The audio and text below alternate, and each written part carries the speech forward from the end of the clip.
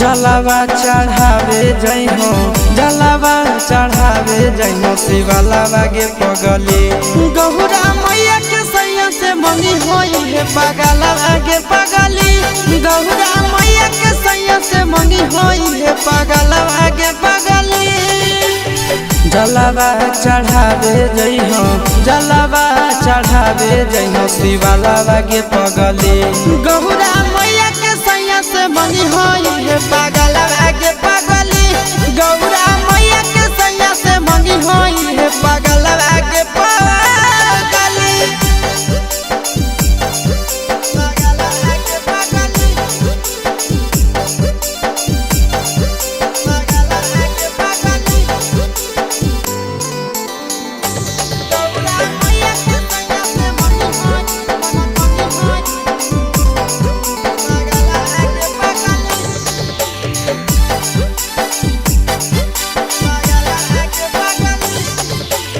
सावनों में कदी है भोले बाबा के ढायनावा सातो जन्म हमरे के मानी है सजनावा सावनों में कदी है भोले बाबा के ढायनावा सातो जन्म हमरे के मानी है सजनावा पूजी हो चरनिया पूजी हो चरनिया मतवाला के पगली गौरा मैया के सैया से मंगी है पगला आगे पगली गौरा मैया के सैया से मंगी है पगला आगे पगली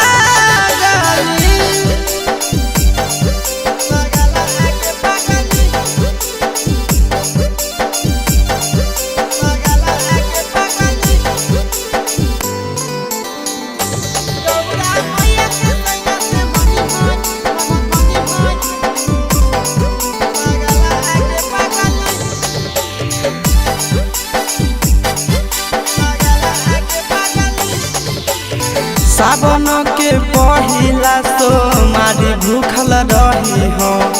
दिलावा के बतिया भोले बाबा जी से कही हो सावन के पहिला सोमारी भूखल रही हो दिलावा के बतिया भोले बाबा जी से कही हो बतिया चिंटू आशीष के बतिया तू रखी हो खाई